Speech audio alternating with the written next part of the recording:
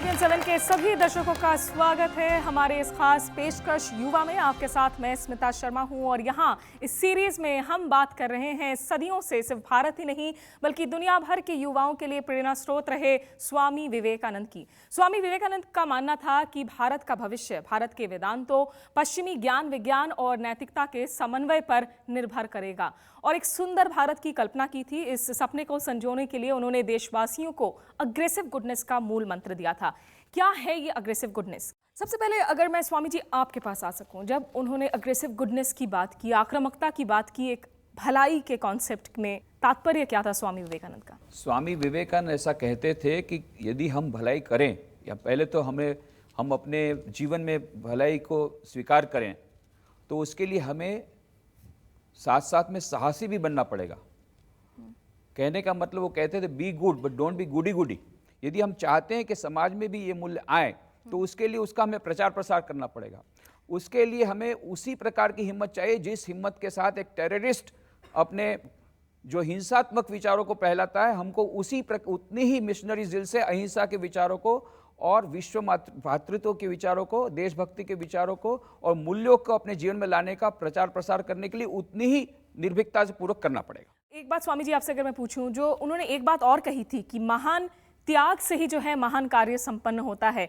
जब हम त्याग की बात करते हैं तो उसमें अग्रेशन के भावना को फिट करना, उसको कैसे लेकर आएंगे? नहीं, वो हम जो कहना चाहते हैं कि त्याग की भावना का मतलब होता है स्वार्थ परायणता का त्याग। ये नहीं कि सभी संसार छोड़ने का त्याग, नंबर एक। और ये स्वार्थ परायणता का त्याग जब तक नहीं होगा तब तक हम अपने खुद दिलो जान से हम दूसरों की सेवा नहीं कर पाएंगे। अब अगर आप मुझसे थोड़ा सा शेयर कर सकें कि आपके लिए सैक्रिफाइस का मतलब क्या है, चैरिटी का मतलब क्या है, कैसी सैक्रिफाइस की जरूरत है जिससे देश का भला हो? I think even making a small donation could make a large change. क्या एक अच्छी शुरुआत हो सकती है वो Swami ji? Yeah, sure. It may be you sacrificing, as she told, it will be a loving sacrifice and not an imposed sacrifice. But this charity can be in any form. It may be in the form of donation from the public sector and creating a trust and all that, or charity. And second thing, it may be in terms of some youth donating their time for some services, going to the villages, going to the slums. Swami ji एक जो आपसे मैं जरूर सवाल पूछना चाहूंगी, जब aggressive goodness की आप बात करते हैं तो इसका जो फिजिकल एलिमेंट है वो कितना जरूरी हो जाता है? दोनों, फिजिकल एलिमेंट तो है ही, साथ साथ में मेंटल एलिमेंट है। मानसिक साहस की भी आवश्यकता, विशेष करके जब मूल्यों की जब बातें करते हैं तो वहाँ मानसिक साहस की ज्यादा आवश्यकता है। मतलब ऐसा तो नहीं कि ये बच्चे सोचे कि बाइसेप्स बिल्ड करने से हमारा मेंटल जो है वो स्ट्रेंथ भी बढ़ने लगेगा।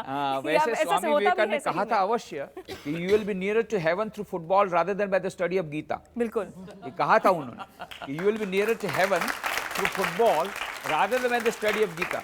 बट उसके रीजन भी बता दीजिए। और फिर मेरे को किसी लड़के ने कहा, स्वामी जी मैंने तो अभी बस गीता पढ़ना बंद कर दिया और फुटबॉल खेलना शुरू कर दिया, लियोनेल मेसी बन रहे हैं। मैंने कहा भैया तू आगे तो पढ़, दूसरा पूरा सेंटेंस पढ़। स्वामी जी ने कहा if you will be near to heaven through football rather than by the study of Gita, because by playing football you will be able to develop your muscles and you will become stronger and then you will be able to understand the message of Sri Krishna better. Absolutely. So you must read Gita also.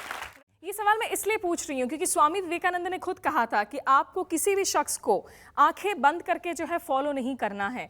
अगर आपको follow करना होता तो भगवान ने आपको आंख कान नहीं दिए होते, आपको आपके मस्तिष्क का इस्तेमाल करना है।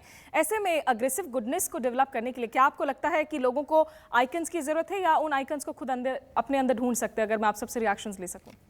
Well, what he said is very true. And she said is also very true, that we have to keep our eyes open. From wherever we get good things, we should adopt them.